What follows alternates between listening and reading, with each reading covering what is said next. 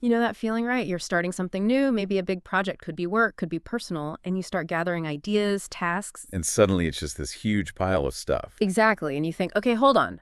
What exactly are we trying to achieve here? You know?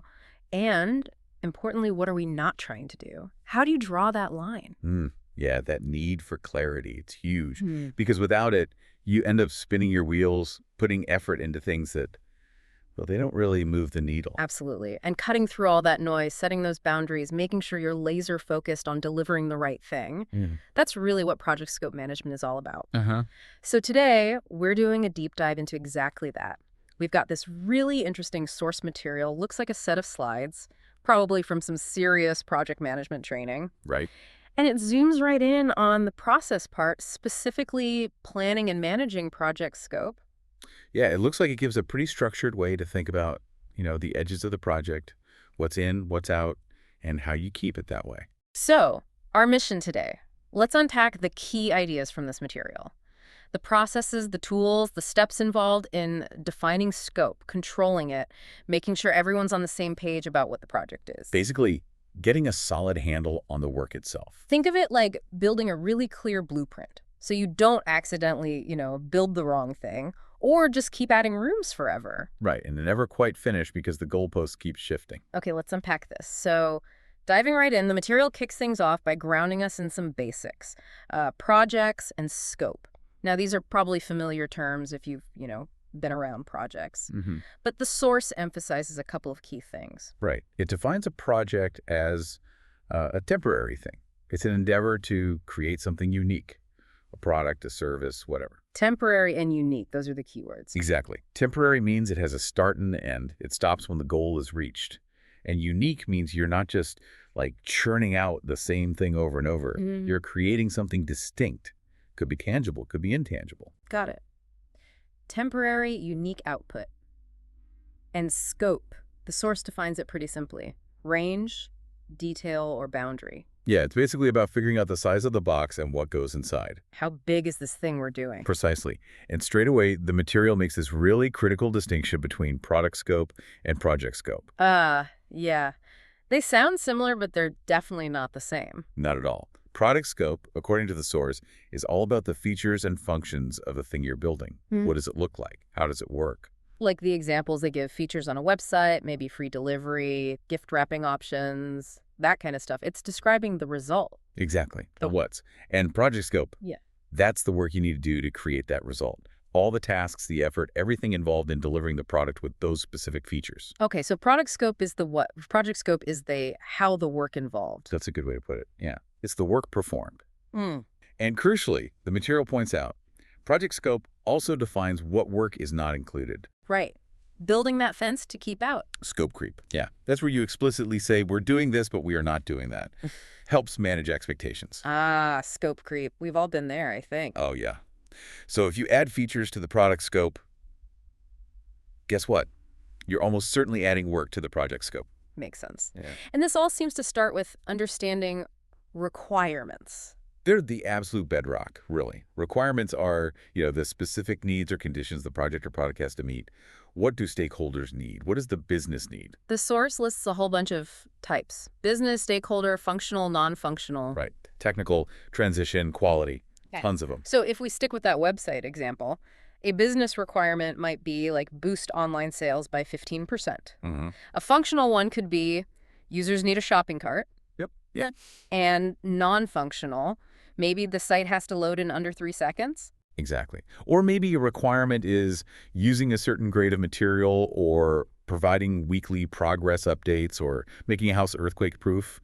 They define what success looks like. Okay, so requirements are the why and the what's from the user or business side, and that then dictates the how, the project scope. You got it. You can't really define the work until you know what you're trying to achieve. Okay, so we've got our core terms straight: project scope, product scope, project scope, requirements. The material then walks us through the actual process. How do we plan and manage all this? Yeah, it lays out this sequence of 6 key processes. It flows quite logically. Plan scope management first. Okay. Then collect requirements, define scope, create the WBS, validate scope, and finally control scope. So a clear path from planning how you'll manage it all the way to keeping it under control. Exactly. It takes you through the whole life cycle of scope. All right, let's step through that sequence. First up, plan scope management. What's the goal here? This is basically the setup phase for scope. Yeah. You're deciding how you're going to handle scope for this particular project. Like, what steps will we follow to define it? How will we create the detailed scope statement? How will we break down the work? How will we handle changes if they come up? Exactly. And how will we get formal sign-off on the deliverables? You're setting the rules of the game for scope on this project.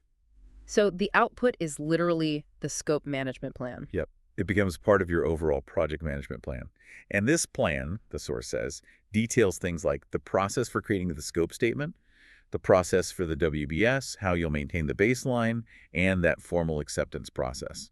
Okay, creating the strategy before you dive into the details. Makes sense. The material mentions tools here, like expert judgment. Right, pulling in people with experience to help figure out the best approach for this context. And alternatives analysis. Yeah, maybe looking at different ways you could define scope or manage changes, and choosing the best fit. And of course, meetings, getting stakeholders involved and deciding how scope will be handled is key. Right.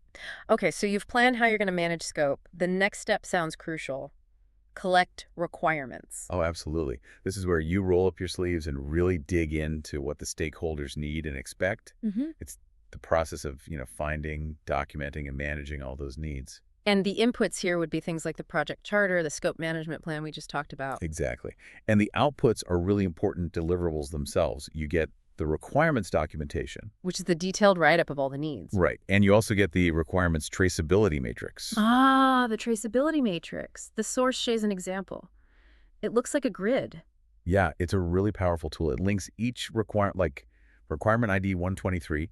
User must be able to reset password back to its origin, like a business need or objective. Okay. And it links it forward to the specific project objectives it supports, and crucially, to the WBS deliverables that will actually satisfy that requirement.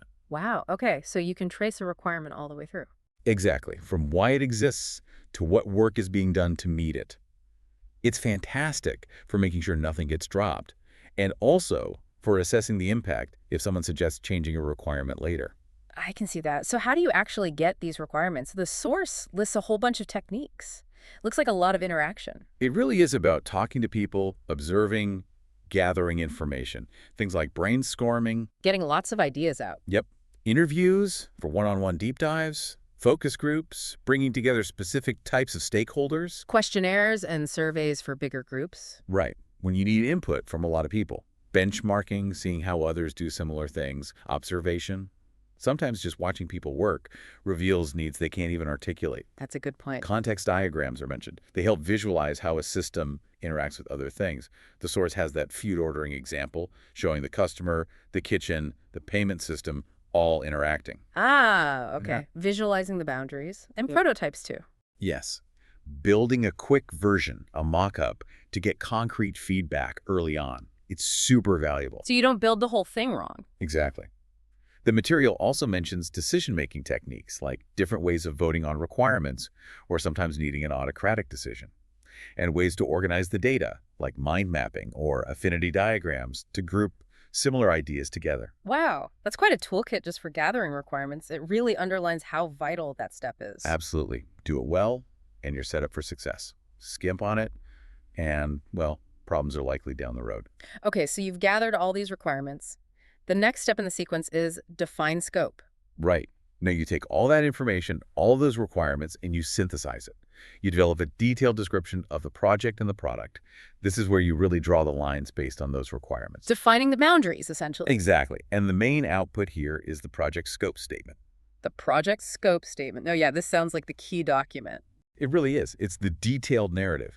The source uses that small office construction example, which is helpful. It shows the key parts.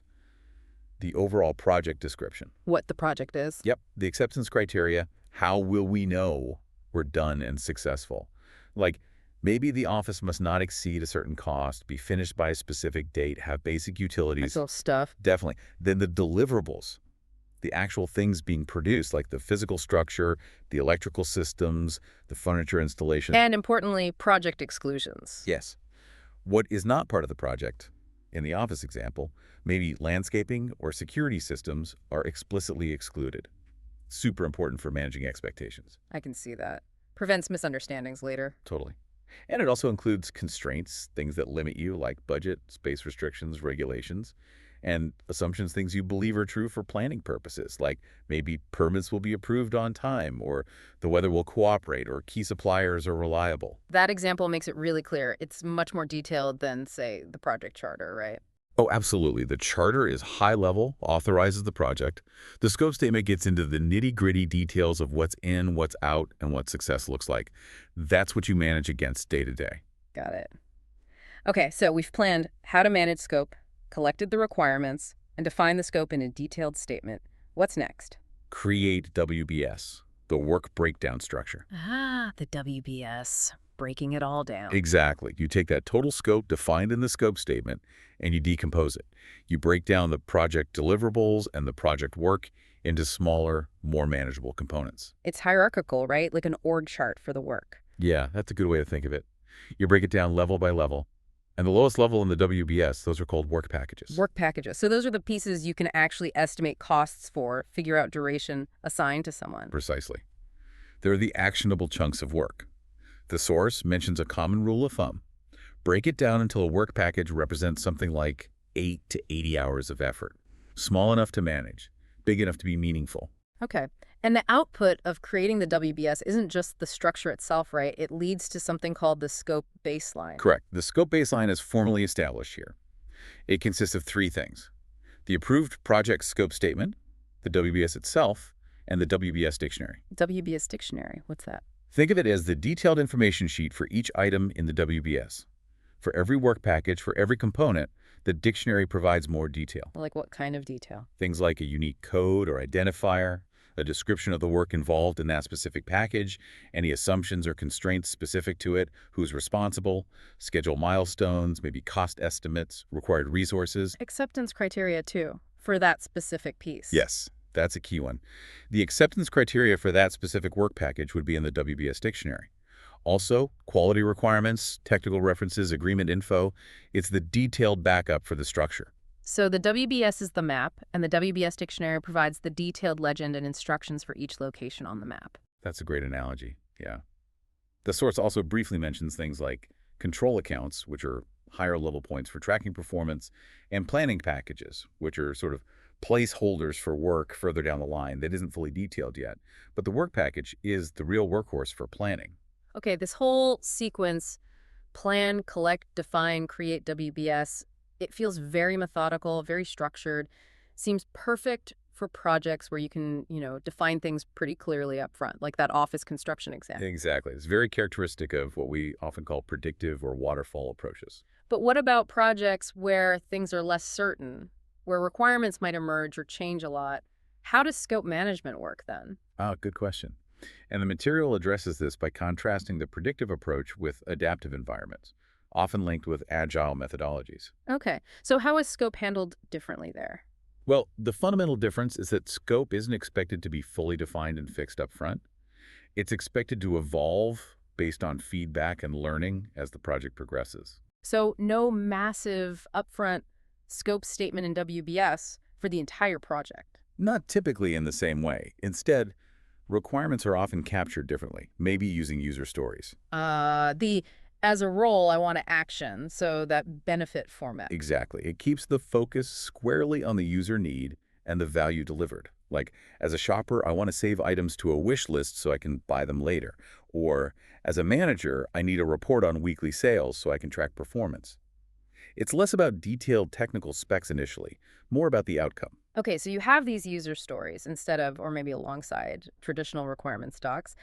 How is the overall scope organized and managed if it's evolving? It's often managed through a hierarchy and backlogs. You might start with a broad product vision, then break that into themes. Then maybe larger user stories called epics, which get broken down into smaller, manageable user stories. And those user stories are like the equivalent of the work packages, maybe, the things the team works on. Sort of, yeah. Sometimes stories are broken down further into tasks, which might be just hours of work. But the key management tool is the backlog, usually a product backlog. The prioritized list of everything that could potentially be done. Exactly. It contains all the user stories, features, fixes, etc. And it's prioritized, usually by a product owner, in collaboration with the team. It's dynamic, it gets refined and reprioritized constantly based on new information, feedback, and changing business needs. So the backlog acts as the living, breathing scope definition. In many ways, yes, it holds the scope, but it's designed to be flexible. Planning then happens in cycles. You might have release planning looking maybe 3-12 months ahead, grouping stories into potential releases, and then iteration or sprint planning where the team pulls a small batch of the highest priority stories from the top of the backlog to work on for the next short cycle, maybe 2-4 weeks. Okay, I can really see the difference in philosophy there. Predictive is about define, then control. Adaptive is about prioritize, execute, learn, adapt. That's a great summary.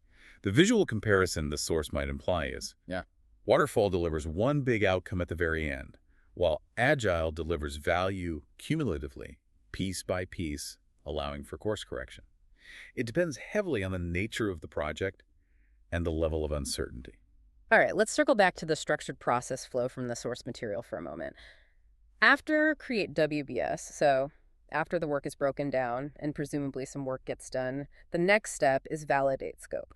Right. Validate scope is all about getting formal acceptance of the completed project deliverables. So you've built something, maybe completed a work package or a phase. Now you show it to the customer or sponsor. Exactly. You present the deliverable and say, here it is. Does this meet the requirements we agreed upon?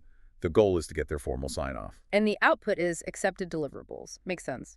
The main technique mentioned is inspection. Yes. Inspection involves measuring, examining, testing the deliverable to verify that it meets the documented requirements and the acceptance criteria, which you'd find in the scope statement or maybe the WBS dictionary. It's that formal check before sign-off. Now, this step, validate scope, often gets confused with quality control. The source likely draws a distinction. It's a critical distinction. Quality control, often done internally by the project team or a QC department, is about checking if the deliverables is correct. Yeah. Was it built according to the specifications? Does it meet the quality standards? Did we follow the process? So QC is about correctness. Did we build it right? Exactly. Validate scope, on the other hand, is about acceptance by the customer or sponsor. It's asking, is this the right thing? Is this what you asked for? Do you accept it? Ah, okay. Internal check for correctness versus external check for acceptance. Got it. Precisely. And in those adaptive environments we talked about, where you might not have a detailed upfront scope statement defining acceptance criteria for everything. How does acceptance work there? Well, instead of relying solely on the scope statement, they often use the definition of done or DOD. The DOD, that checklist for each user's story or deliverable, right? It says, this piece of work is considered truly done when all these criteria are met. Exactly. It provides that shared understanding between the team and the stakeholders about what quality and completeness look like for each increment of work. It serves a similar purpose to acceptance criteria in that context. The source also mentions the definition of ready, door, briefly. That's a checklist for when a user story is clear enough and ready to be started. DOD for finished, door for ready to start. Okay. So we've planned, collected, defined, broken down, work has been done, and we've gotten acceptance through validate scope. What's at the final process in this sequence? Control scope. This is the ongoing monitoring and management piece. Keeping things on track. Yeah. It's about monitoring the status of the project scope and the product scope compared to the baseline or the backlog and managing any changes that come up. This is where you actively fight that scope creep monster. The source has that image, right? The little monster adding features, demanding more time, more budget. That's the one. Control scope is about preventing that uncontrolled expansion. You're maintaining the integrity of the agreed-upon scope baseline. But how you do that control must differ a lot between predictive and adaptive, based on what we've discussed. Hugely different. In predictive, you have that formally approved scope baseline, scope statement plus WBS plus dictionary. Control means tracking progress against that baseline very carefully. And changes? Changes have to go through a formal change control process. Someone proposes a change, it gets analyzed for impact on scope, schedule, cost, quality, reviewed, and then formally approved or rejected before it gets added to the baseline. It's quite rigorous. Comprehensive upfront documentation is key. Very structured. And in adaptive. Control is much more dynamic.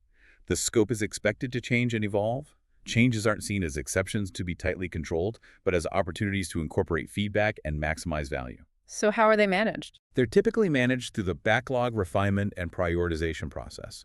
A new idea or requirement comes up, it gets discussed, turned into a user story perhaps, and prioritized within the backlog by the product owner and team. It's flexible, updated constantly based on learning. Tracking focuses on progress through user stories and meeting the definition of done. Documentation is lighter and continuously updated. So less formal change request forms, more continuous reprioritization. Generally, yes. The control mechanism is the prioritized backlog and the regular iteration planning. The source mentions a couple of tools relevant to control scope, like variance analysis. Comparing plan scope versus actual results. Right. Seeing if you're deviating from the plan and if that deviation needs action. And trend analysis. Looking at performance over time. Yeah, examining performance trends to see if things are improving or deteriorating. Maybe forecasting future performance based on past patterns. Helps you spot problems early. Okay. What's fascinating here is when you lay out these 6 processes, plan, collect, define, create WBS, validate, control, you see this complete life cycle for managing what a project is supposed to deliver. If we connect this to the bigger picture, it really shows that whether you're using that very structured, predictive approach or the more fluid, adaptive way, you're still addressing the same fundamental challenges. You still need to figure out what's needed, detail it somehow, break it down, make sure it meets the needs, and manage how it changes over time. The how changes dramatically, but the what you're trying to manage, the scope, remains central. Absolutely. And this material really emphasizes how crucial clear requirements and a well-defined scope baseline or well-managed backlog and adaptive are for any kind of project success. It also highlights that this isn't just a one-off task at the beginning. Scope management is ongoing. You're constantly planning, managing, validating, controlling throughout the project. It's a continuous cycle, really. So what does this all mean for you listening? Well, whether you're managing a massive formal project or just trying to get a complex personal goal achieved, understanding these concepts can be incredibly powerful. Thinking about how you'll approach it, planning, really digging into what success looks like, requirements, clearly stating what's in and what's out, defining, breaking the work into steps, the WBS backlog, checking that you're delivering the right thing, validating, and actively managing changes, controlling. Applying even parts of this framework can seriously boost your chances of actually finishing and delivering what you intended. It really boils down to bringing structure and clarity to avoid wasted effort and frustration. And, this raises an important question. Think about the projects or initiatives you undertake, even just day-to-day stuff. How does the fundamental choice between a more predictive approach versus a more adaptive one change how you manage what you're trying to achieve? When do you feel the need for that upfront definition and tight control versus when is it better to stay flexible, iterate, and adapt based on feedback? What are the trade-offs for you in terms of flexibility versus documentation or certainty? Which approach feels more natural?